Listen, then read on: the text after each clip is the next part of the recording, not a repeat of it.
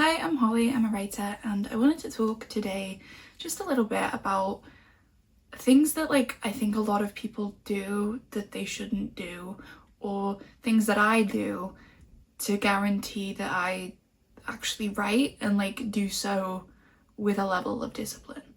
Because basically I am aware that I'm not one of those people who sits and writes 3,000 words every single time I sit down, but I am one of the people who is able to sit down every day and write and do that over and over and over again with consistency when I actually really want to. And I say when I want to, that doesn't mean when I want to in the sense that I'm in the mood for it when I sit down. I mean when I want to in the sense that when I am actually I want to write this book, I want to get this book done, and I make the decision to. And I think that there are a lot of people who think that I'm not insane, but that it is kind of insane that I'm able to do as much as I do. I finished my first draft of my most recent book within 2 months. It's pretty common for me. You know, the first draft of the first book that I ever wrote was a 2.5 month process. And that's not important. You can take years to do a book and it'd be one of the best books that's been written in the last decade or so. I don't think that the time period really matters. My cat is looking at me and I'm just are you gonna come and tell me or what? I think I embarrassed her, she's walking away.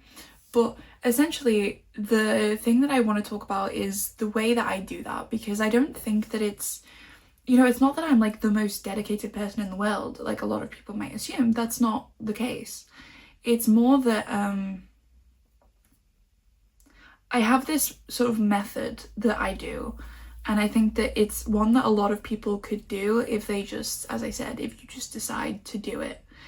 So the first thing, I'm going to talk about something which is probably one of the most highly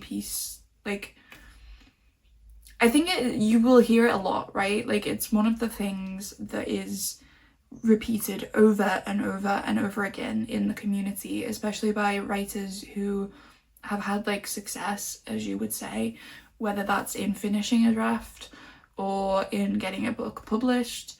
Different levels of people will say this, and it's don't edit while you go. Now, I'm going to say that with a bit of a caveat, but I'm not going to get to that yet, because the statement itself I agree with, okay? I agree with it. If you are writing a book and you are looking back every 5 seconds to see what you've written before, and you're thinking, oh, that's terrible, oh, I can make that better, oh, it doesn't matter. It doesn't matter. I said this recently in the video that I made about editing and what I do to edit for a second draft, because I think it's really easy when you're in that sort of drafting stage, or when you're going ahead with a second draft, to think, well, I've got to clean this up. No, you don't. Second drafts, unless you're amazing at writing a first draft, it is not supposed to be about you making your grammar perfect. It's supposed to be you fixing the big issues, right? And so, you're not supposed to be thinking about that yet, and especially not in a first draft. You're not supposed to be making sure that your grammar, your spelling, all of that sort of stuff is perfect. If you think that a line isn't necessarily written the way a character would say it, who cares? It's draft 1. You can fix that in draft 2, 3, 4, whatever. The things that are said, if you keep the sort of, the bones, the structure of it, that's what matters, right? Is the structure. Because, everything else can change.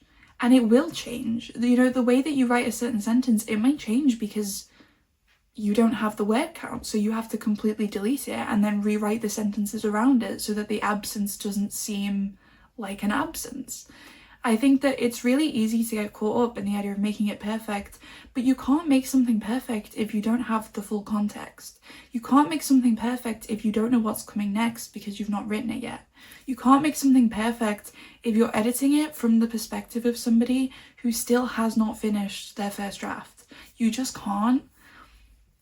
I'm sure that there are some people who have written an amazing first draft like that, but I cannot imagine how long it must have taken them. I can't imagine how much stress they must have had compared to the people who just don't look back. And I said there was a caveat, right? There is. Personally, I look back sometimes, but I only look back if there's an issue. I only look back if I'm like, you know what? This isn't working and I don't know why, and I'm really struggling to write, and I feel like it's because of what came before. So I go back to the whatever it was in the first chapter that I'm writing right now, and I look in like the paragraphs that I've written and where it started to feel like more difficult, where it started to feel slower, and I see if it feels clunky. I see if it feels like I need to add a bit more to it, and then I maybe delete a bit, I maybe add a bit, and then I go right back to where I was and I carry on and it's fine. That is the only like kind of editing that I do. I don't even fix like spelling mistakes and stuff in a first draft. If I know that they're there in the beta document, I will fix them in the beta document, but I don't fix them in the original draft. I'm not going to go back. Doesn't matter. I'll fix it in the next draft. It's not important. If people are going to judge you for having a few spelling mistakes in a draft that you are specifically like telling them, hey, this isn't like finished at all, they just suck. Like, you don't need it to be by any means perfect, but specifically you don't need it to be refined. You don't need it to read like something that would be actually published as it is, because that's not the point. Even like when you think about like getting an agent, if you go the trad pub route, even if you go the self pub route, you get editing done after you have like finished. For getting an agent, you finish it, you make it as good as you can, then you edit it with your agent, then you edit it with the editor at the place that you get a book deal with. If you're self-publishing, you edit it as much as you can, and then you pay somebody to make sure that your editing doesn't need any more work, and then you pay them to edit in sort of like the proofreading sense to before it goes to print. You don't do that. You shouldn't be doing that. Even if somebody does that for free because they really love you and they're good at that, that's still somebody else's eyes on it. You should not be expecting at any stage to be the only person making it right. You shouldn't. That's just not how it goes. If you publish a book and nobody's ever read it, nobody's ever critiqued it, I'm not going to say that it's bad, because that's obviously not going to be true in every case, but as a sort of general rule of thumb, you want to make sure that you are having people read it, because they are going to catch things that you don't. And that's why you don't edit in this first draft, because you are going to catch a lot of flaws in the first draft, because it's a first draft. You're making mistakes. You're making mistakes in characterization. You're making mistakes in pacing, and you're going to feel it because you're a writer and you're aware of these things. And so you're going to know that it's not that great. And if you go back and you get stuck in it, you're not going to make any progress, and you're not going to be able to get your own feedback organized based off of the whole draft. You're not going to be able to go, well, the pacing is off because of this, because you've not got the full pace of the novel written down. So you're going off of like a tiny bit. I mean, it's like, I know that there was a situation where a lot of people were using the first like pages, the first sort of preview of books to judge them and be like, and this is wrong and this is wrong. But even in that sense, like, yes, you can judge the stuff on a line level, but you can't judge from like a snippet of something what the bigger problems are. And the bigger problems are the ones that you have to deal with first. So you just can't do it. And I want to hammer this in as much as I can. I'm sorry if you like get it, but like, I just don't edit what I've done. And if I do edit what I've done, it's because I'm like completely deleting and changing something because the last thing wasn't working for what I wanted to go next.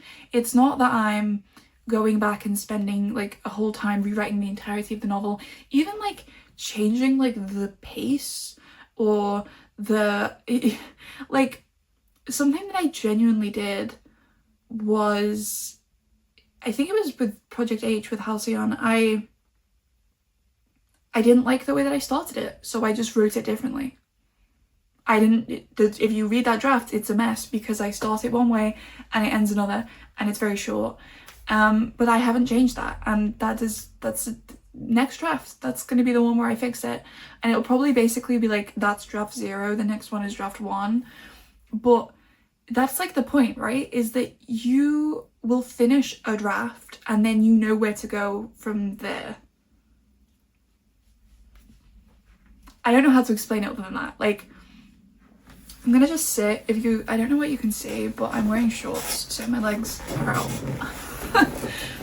But essentially, I think that it's really easy for people to get swept up in these ideas of like, well, I need to change the POV of this story, but then they go back and change it before they keep writing. And in some ways, I think that makes sense, but also, again, it's their first draft. Worst case scenario, you make it a draft 0, and then the next draft is your first draft. It does not matter. It doesn't matter. Just keep going. Just keep going with it. Don't restart. You lose momentum that way, and I think that it is so easy to get like bogged down and to just not have anything to edit. And especially if like you're working on a deadline, whether that's self-imposed or perhaps you're doing like a creative writing course or something, you know, I just think that it's so easy to look at what you're doing and think that it's terrible. And that doesn't necessarily reflect when, you know, you think about the fact that like every book that you've ever read has gone through multiple drafts, like numerous drafts, at least 2, right? Even like the best books that you've ever read, they needed work to get where they are. And they needed a lot of people, a lot of different people, a lot of different eyes, a lot of different brains that work differently and that read things and pick up on things that you wouldn't pick up on or that that person wouldn't pick up on. That's how it gets to be where it is. And if you are stuck in this idea, because usually what happens is people, I think, hello, they have this sense that their book, they want it to be this thing, right? They know where they want it to be. They know like the vision that they have and how much potential it has. We all do. We all thought when we were like 12 years old and we wrote like a dystopian story, we thought that we were going to be the next Hunger Games and that everyone was going to fall in love with us because we're just so amazing. That doesn't happen, and that's fine. And if you feel that way now, that's also fine. It's good that you have a vision. It's good that you believe in yourself. You're going to need to have that. But I think that that is the thing that impairs you, is that when you are thinking about how to edit and how to change the way that things were, you know, you're just like, you're not thinking about it from the perspective of a writer, you're thinking about it from a perspective of the creator. And in a way, that's fine, because in a way, that is the thing that will keep you maybe on the right path, to keep dedicating yourself to this story, to keep pushing through all of those feelings. But if you're directing it at editing the stuff that you've just written 5 seconds ago, rather than on writing new stuff to keep going with the story, you're gonna get stuck in this self-created cycle of just... He's cleaning right next to me. But it's just like, you're gonna get bogged down, okay? You're gonna keep going and going, and you're gonna keep thinking, well, that's not as good as it could be. I'll edit that again. I'll pick a different word. I'll pick a different... And it doesn't matter. It doesn't matter. And the vision that you have is never gonna be fulfilled if you don't just get the draft done. Because the editing stage, as I said, you can't really edit something until you've got a full picture to edit. You can't, you know, pick and choose bits of the story that you've written so far to make better, because it's just not how that works, and you're not developing the full range of skills as a writer in doing that. And so just don't do that. I promise that is like the biggest one, is that people think, well, a little bit of editing won't hurt, and then they get stuck and they just never move forwards. Don't do it, okay? Seriously, don't do it. I don't do it The only time I ever go back even a little bit is if I'm like really struggling to move forwards, and then it's like, that's not usual for me, so I'm gonna diagnose the problem, fix it, and then continue on. Kind of like if you were knitting something and you realized that like a stitch like here was a bit wonky, and then you were like, well, I could go through the rest of the thing knowing that that's off, knowing that that's always going to be there, or I could go back, fix it, and then just go forward. Whereas if you're the type of person who goes back and edits, chances are you're thinking that all of these stitches need to be redone. Chances are you're not just thinking like, oh, that's just like one row that I need to remove and it'll be fine, and then it'll be like whatever. You're thinking like, I need to scrap it, I need to just... And that's not true. That's not... Don't do it. That's all I'm going to say on that, but don't do it. The second thing is, honestly, it's just discipline. This is something that you have to teach yourself. There's so many beds and I don't know why. But there's like some part of me that was never disciplined, okay? I never studied for exams, and then university happened and I was still really bad at it because I just wouldn't. And I think that it's not even that I was doing like that bad in terms of like my grades or anything. It's just that I wasn't putting in an effort really, and I know that now. And I'm determined that I'm not going to be that person when I go back. But I've learned that from my writing, because I literally like every day I say I'm going to write, and I'm going to write every day except for like this one day, which is my cleaning day. It's a bit overwhelming, and it also is good to have a break so that your brain doesn't get all... And I think that that is like the thing, is that, you know, it doesn't have to be every day, you don't have to do that, but if you have like a commute that takes you like an hour on the train, write on the train.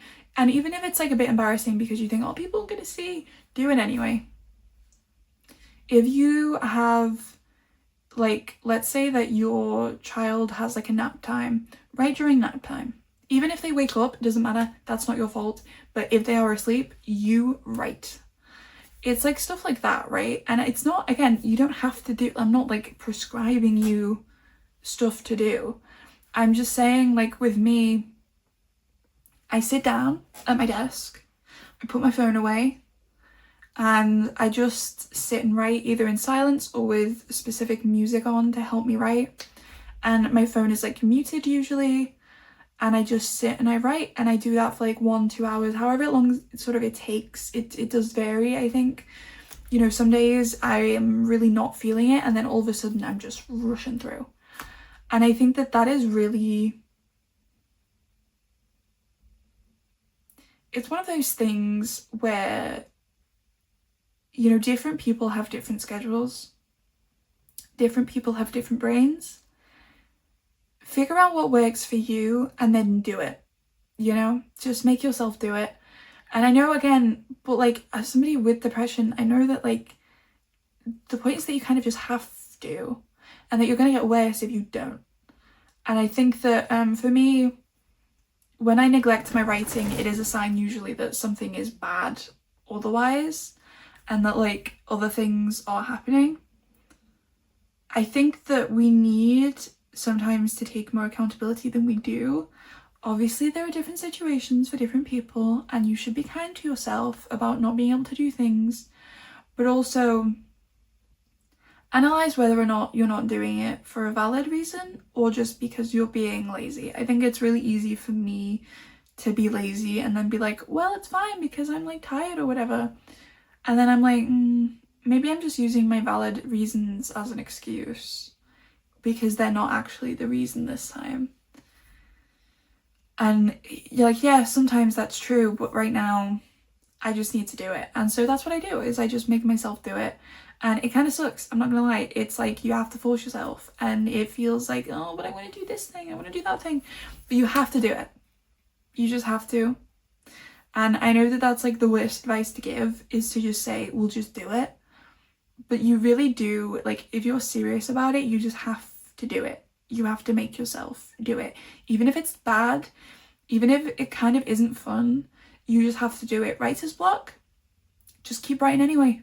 Even if it sucks, even if you're literally like, I don't know what to do, just write like blah, blah, blah, blah. Like literally just write like the most bland sentences that you've ever seen in your life and just progress doing that. Like making progress in the same way as like the first one, that is the way to do it. If you have something, you can make this something better. If you have nothing, you are going to be staring at a blank page, and that can be very stressful. And what are you going to do? Personally, I'm at a stage with editing where I've started to type it up. I decided to do that the day before I had an event that like really was a big stress thing for me. So I took the day off after that and the day of because I was busy. And then I was exhausted. And then the day after that I did cleaning. Today I'm doing this, and also like I'm just not physically in a place where I'm in the mood to be writing this book because I'm at a very specific point of the book. And I want to be a little bit more switched on for it because I want to kind of, like the editing of this, I want to make some very thoughtful notes rather than the like not very good notes. And I'm typing up as I go because I'm at the halfway point. So I'm halfway through editing by hand the draft that I've got. I already know where I'm going because I've, you know, got my other notes generally that I've got like in my brain. And then I'm editing the stuff that I've already edited into a second draft. And so it's a lot, but it's a lot in a way that I feel like it's already better and stronger because I'm reading what I've written and I'm like, okay, so this doesn't match the vibe that ended up being the story because the idea that I had, I realized that doesn't really work, that it felt a bit cheap, that it felt a bit inauthentic, blah, blah, blah. That sort of stuff happens, right? You write something and then you look back and you're like, I don't like that. And then you change it. You can't do that if you don't write the thing that you don't like. You just can't. So that's like the two main ones. The third thing that I would say is to set like little goals. Don't think about it, you know, in terms of like, I have to finish this book in 2 months. That's not what I did. I set myself, because there's 15 chapters. 15 chapters and a prologue that doesn't really have a chapter title. So I think it's 16, or did I cut one out? I think I combined the last 2 chapters. So I think it is literally just 15 chapters. That situation is fine, right? You have 15 chapters and you don't think about it as I have 15 chapters. You think about it as, okay, I want these chapters to be of equal length. So if we split that from about 75k, that's about 5k a chapter. And I didn't do that for the first 2 chapters. Or for the prologue, because the prologue obviously is a prologue. I didn't want it to be super long. It's there to set the scene and give you a sense of what's to come. And I have received feedback that the prologue is worth keeping, which I was thinking of axing it, but then also when I reread it, I was like, maybe it's actually kind of necessary. Like, I think it's a necessity at this point. Like, it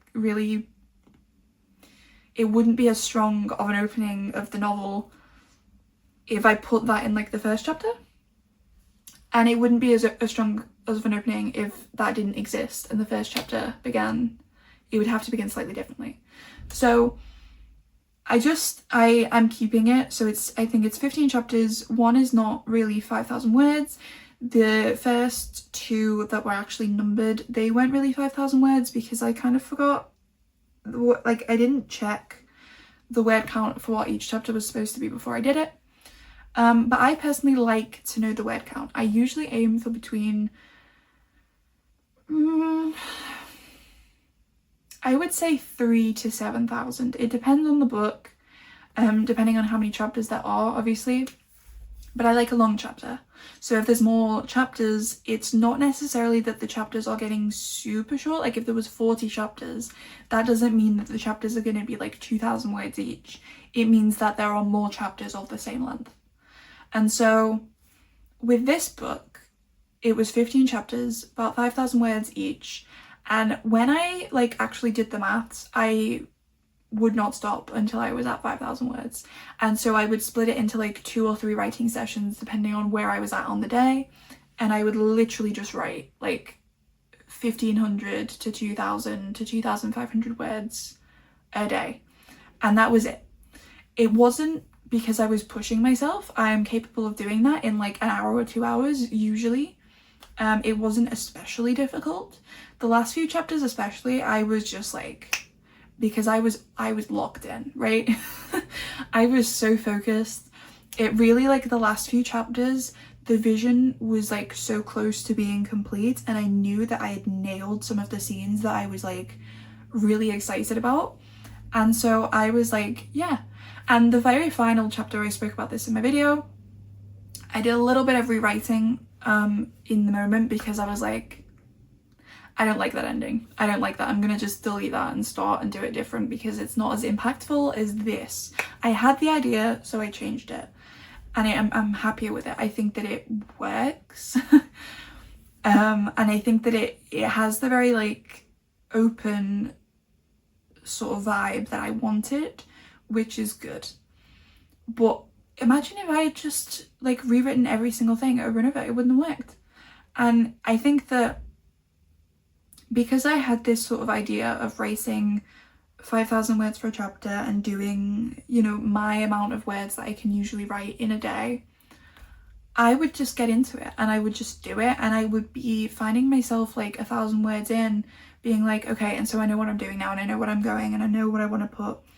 And so it would get easier, and like the next day I would maybe struggle again at the beginning, but then I would get into it, and then it would be the end of the chapter and I would think, okay, so I know what this chapter needs to end with, and I've already got the base, so I'm just going to build off of it, and it would be easier. That sort of thing, like, I think a lot of people overlook it. The simplicity of setting like a small goal, whether it's that you have a chapter and you want to complete this chapter by the end of the week, you want to complete 2 chapters a week, you want to do blah blah blah blah. If you set yourself little goals, not I want to write this many words, set yourself like a goal that's like attainable based off of you, but that also pushes yourself a little bit, baby. Like, you don't have to be one of those people who writes 10,000 words a day. You really don't have to, if that's not what you're capable of. But also, if you write like 10,000 words, then 10,000 words, then 10,000 words, and then you take 4 days off every week, that's great. Literally, that's great. And you, in that case, would have like a full novel in a month. So like, again, it's about what works for you. It's, do I have, you know, is it a time thing? Do you set yourself 30 minutes to write and just see what you can do? And again, block off other things, okay? Be dedicated to it. Don't be thinking about other stuff, especially if you have a lot of other stuff to do. I would say if it's more important than writing to you, do it and then write if you have time. Because if you're not going to be thinking about this, you're probably not going to be in the right headspace to write. You're probably not going to feel as good about the writing. You're going to have like those urges to rewrite and be stuck in it and not know where you're going and be sort of blocked, more than if you are actually like focusing on it. Personally, my mindset was always like, I do writing usually in the afternoon before I do my reading and nothing else, so that I know that like I'm just going to do this until it's my reading time. And then if my reading time comes and I'm still enjoying writing, I might just keep writing.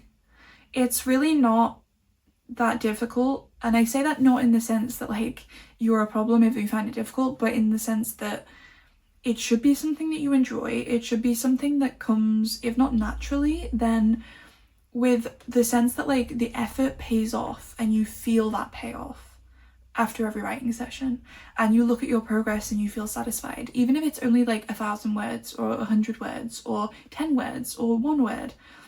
Feel satisfied with it. Allow yourself, that I guess would be like the 4th piece of information that I can give, is really make the most of those things. I personally didn't end up buying myself the rewards that I wanted, like based off of when I completed my first draft and my final draft and blah blah blah blah.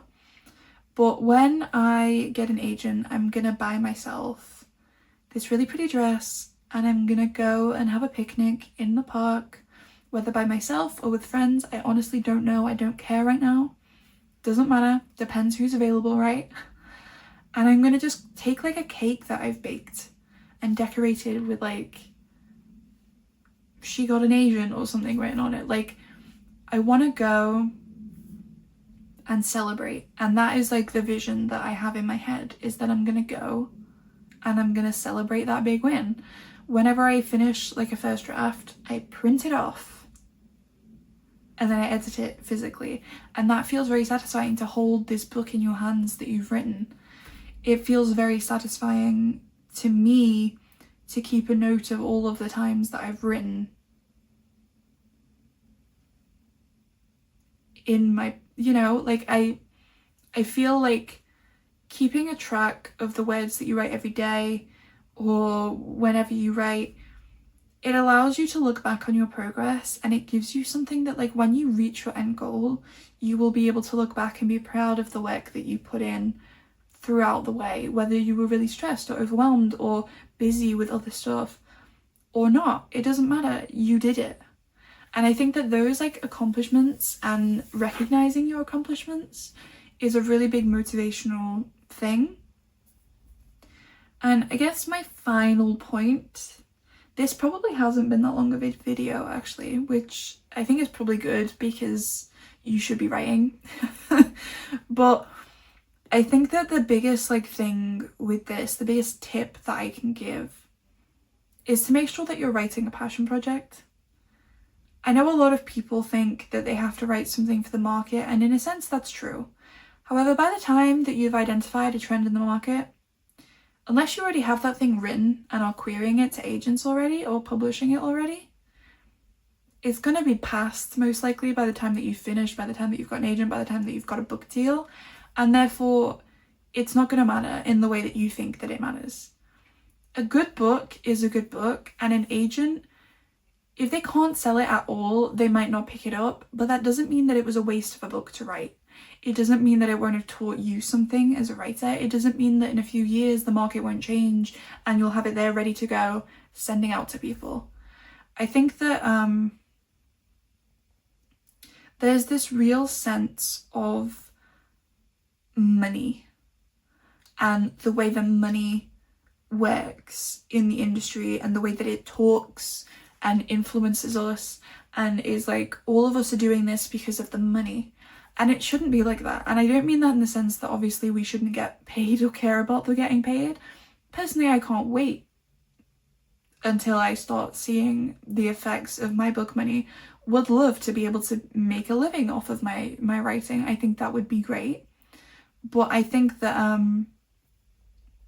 the money, it shouldn't be the thing that chooses what projects you do. It can choose the level of like marketing that you do. It can dictate the way that you sort of pick the right agent for you, or what book deal you choose to sort of take if you are one of those people who gets offered multiple, if it goes to auction, your book. If you don't know how the system works, I would look that up. It's very beneficial if you are going into the trad pub way. But some people, they do get really lucky and it goes to auction and they have like loads of people fighting for it. And I think that some of those people are people who struggle to get an agent for it. And then it like really pays off all at once and very quickly, and it's like, whoa. And those people, obviously they're getting money for that. They're going to get money for that. And they should be proud of the money that they've made, because money is a way of knowing that your art is not just valuable in terms of like the social effect, but also because it is contributing to this system that the world is based off of, right? And you don't have to do that, obviously, to be a valuable writer. I don't think that that should be the message, but it is a little achievement, and you should feel proud of the fact that people want to pay money for your work. You should feel proud of the fact that you are able to make a living off of your work, to actually make a profit at all off of that. That is something that very few people do. Very few authors in the trad pub route actually earn out their advance. A lot of self-published authors don't end up making the money that it costs to publish the book in the first place.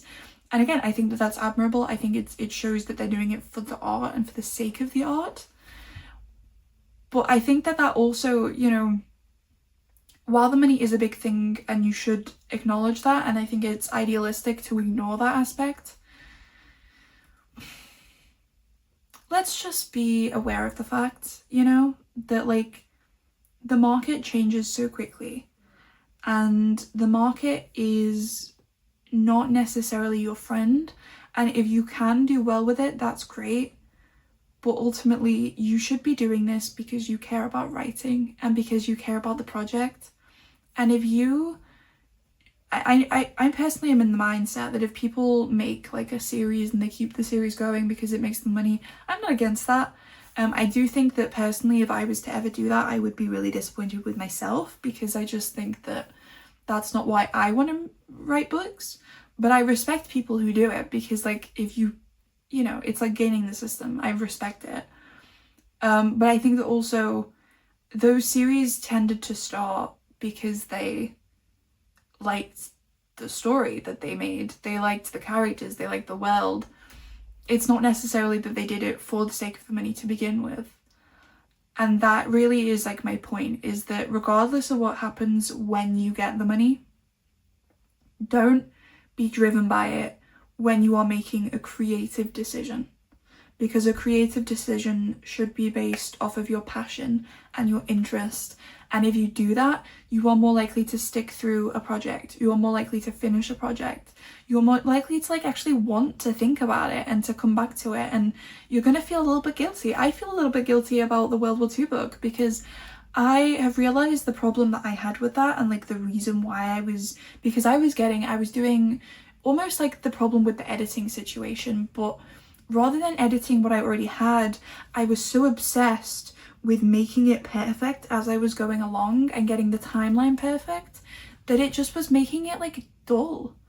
And I think that, you know, of all things to make dull a war book is kind of insane, because it's not a dull topic in my opinion. And if you're somebody who likes like documentaries and stuff about the war, and then you make something that makes you feel bored by the war, then you're missing the thing that makes the books work when you do make them work.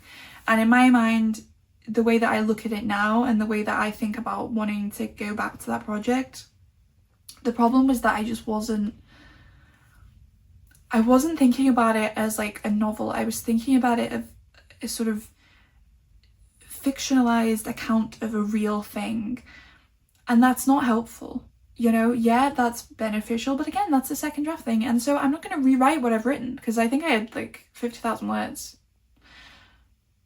But I'm gonna just keep going, and I'm gonna keep going as if that was written well, right? And that's what I mean. Like, I'm not getting bogged down by the past. I've identified the problem, I'm fixing it going forwards, and instead of like feeling like it's a slog, I'm gonna feel happy with it. And I just think that that's so important.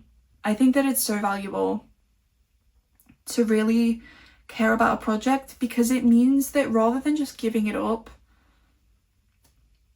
your brain has this like almost like an avoidant sort of attachment type situation where you don't want to work on it because something's off with it, but also you really love it and you want to fix it and you want to make it work. And in a lot of cases that's a really toxic mindset. But when it comes to a book, you know, books, even if there is something wrong, you do need to work through it. Maybe not depending on the book, you know, some books you can abandon them, but if it's something that you really care about and you think that the idea is valuable and that it will contribute something to you, to your life, to your work, to your sort of personal canon, I think that it is really important that you have that sort of passion and that is what leads your decisions. Because the marketability can come second. If you write a project, it will always be there ready. If you don't, and the thing that sort of it is about is suddenly popular, you're behind because you've not written the thing, and people are going to maybe be sick of it by the time that you get it written. So it doesn't work in that regard. it doesn't work in the sense that you maybe are going to more likely be like, "Ugh, I just don't care," and not want to write, and therefore not be able to discipline yourself. Because sometimes, especially like I personally, you know, I'm autistic. I say this a lot on the channel because, and I feel like sometimes it's like, oh, it's an excuse, but it genuinely, like, if I don't care about something, I simply don't care. And it takes a lot of effort and energy mentally and physically for me to do that stuff. It's why I have so much trouble with not even necessarily running a household, but with doing like very specific tasks that have like a big sort of presence in the household. And I think that like you don't want that when it comes to your book. Pick something that you love, pick something that you can be sort of very enamored with, and that you are willing to stick through even when you have difficulty and when you're kind of hating it, because deep down you know that it has potential. Deep down you know that this is something that you want to see yourself do right.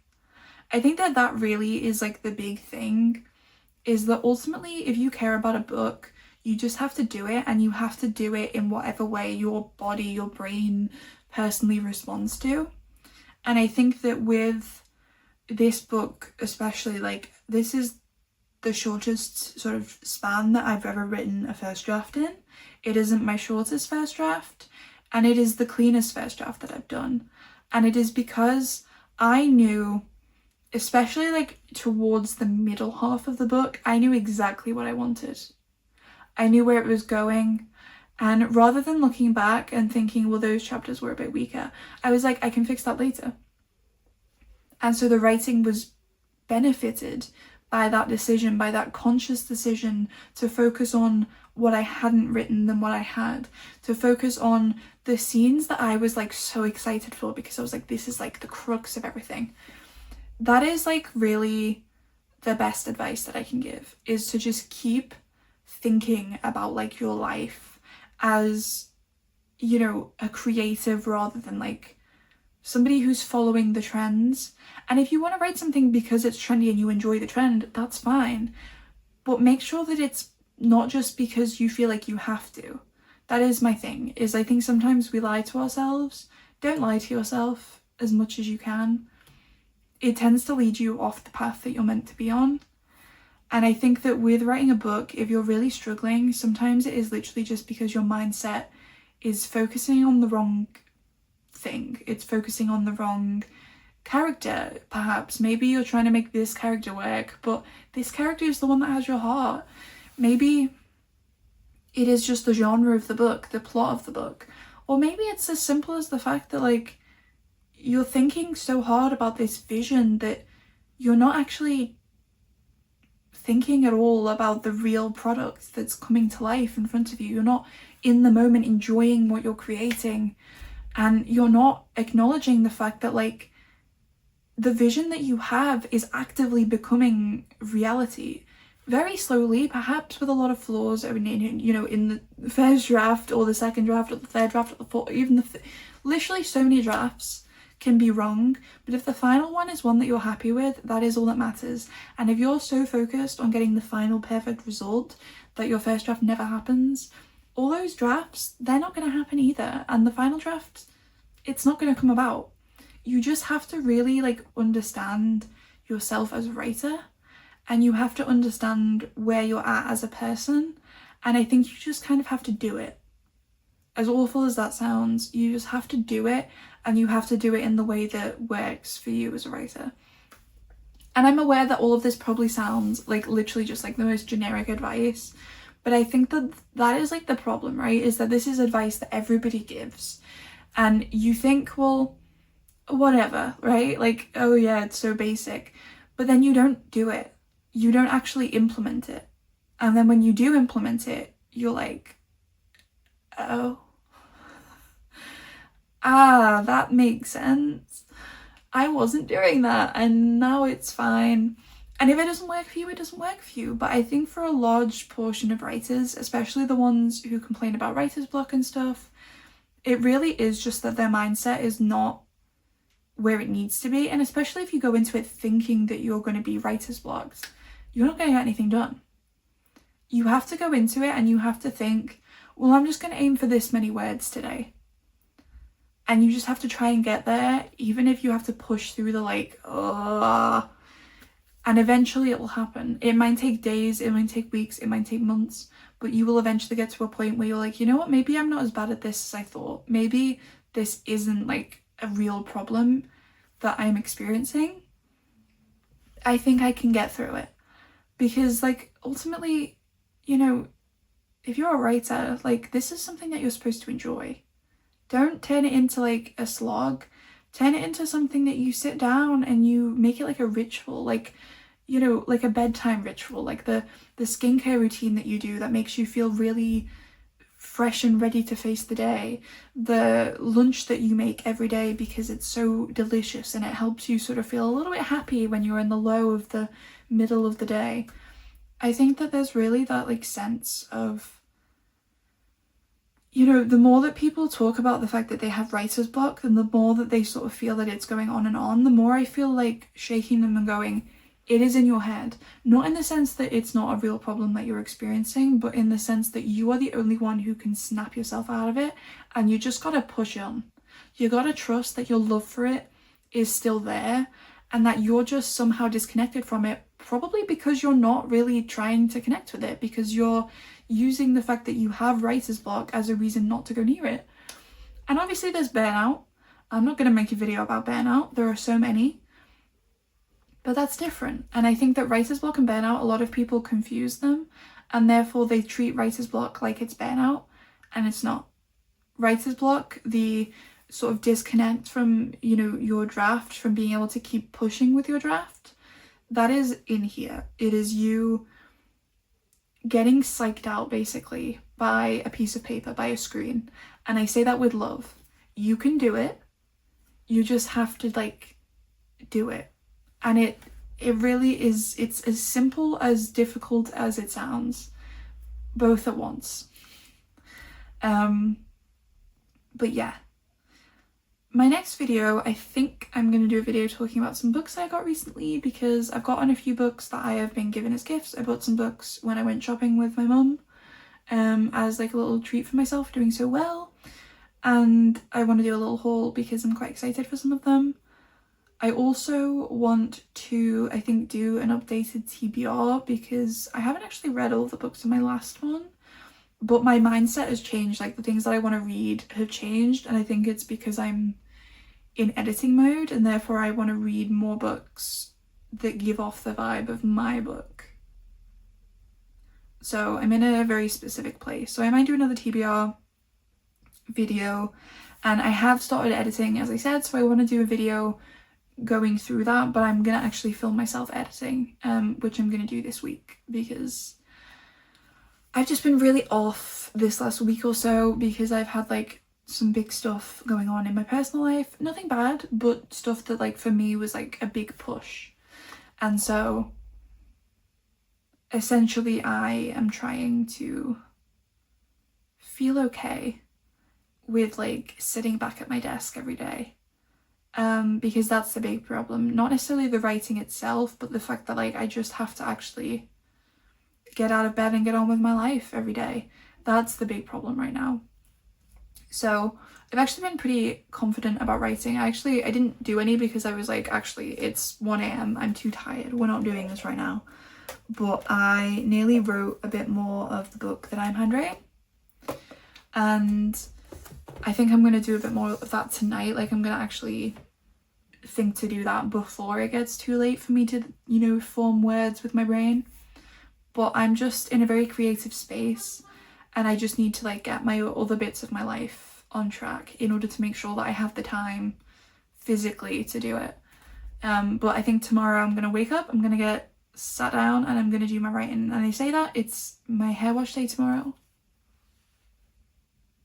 I love washing my hair, I hate drying it. So that's gonna be fun. But I might do the video ready for next week on editing my book and talking through the sort of process of doing draft 2, implementing my physical notes, and then also showing you how I do my notes by hand. Talking you through the process because I am talking people through the full process of writing a novel. If you want, there's actually a playlist on my channel that is public where I go through the whole thing from start to finish, including the planning stage. And then I'm going to do the same thing with the next novel that I do, except I think I'm going to talk about, I don't know, I think I say the next novel, it'll probably actually be the one after that, because this next one is kind of fighting me a little bit, but I think that's because I've not started writing it. But again, I might do a video talking about that one, I don't know. But yeah, that's kind of what to expect in the future. If you didn't know me, if this was your first video, hi, I'm Holly. I'm writing a pop star literary crime novel about, essentially, imagine brunette Sabrina Carpenter, and she 8 years ago lived in this place. It was a pretty small place, very few people live there, and this passerby, this guy who came to one of her gigs, he goes missing in that place that she was from. He's never seen again after that place. And I think that it's really, like, it's fun, but it's also, it deals with like some more serious topics. And I just think that it's one of those books that I was like, this might be something, basically immediately. And I believe that I am right. I believe that this is like a good book, and I'm hoping to query it in the summer. So I'm editing it right now, draft 2, making physical notes, actually making the changes simultaneously. I already have like notes, obviously. This is just like chapter by chapter sort of things to look out for, so that the future, when I put them on the page in the second draft, but I'll talk about that in the video, doesn't matter. But that's who I am, that's where I'm at, and if this video was helpful to you, or like the vibe was interesting, please do check me out. I'm doing pretty well, actually. I'm very happy to see that I've got more people following me and stuff on different platforms. It's really sweet. Kind of insane to think that people like me, but also I'm learning to love myself as a person, so also I'm reminding myself that I like deserve it, whatever. But it's a process. But yeah, I also have a TikTok, I have an Instagram. It's essentially, I use it like a digital diary. I post pictures of like the things that I've been up to as well as writing, so that you can get a better idea of who I am, besides the fact that I read and write a lot. And yeah, I just think that it's, you know, it's fun. It's where I'm at in life right now, is an interesting place. And I'm feeling very hopeful. I'm feeling very weak, but also very strong. And I think that that is very normal. And if you as a writer are in that place and you're feeling daunted by your first draft, especially if it's like your first draft, I'm going to quote a Formula 1 driver, and I'm going to probably misquote it because I never really know. But embrace the butterflies. Really just allow yourself to, you know, feel the good, the bad, the ugly. Go through it, basically, and just come out the other side as the person of you, because you grow and change through writing a novel. You learn things about yourself. And I think that from my experience, this is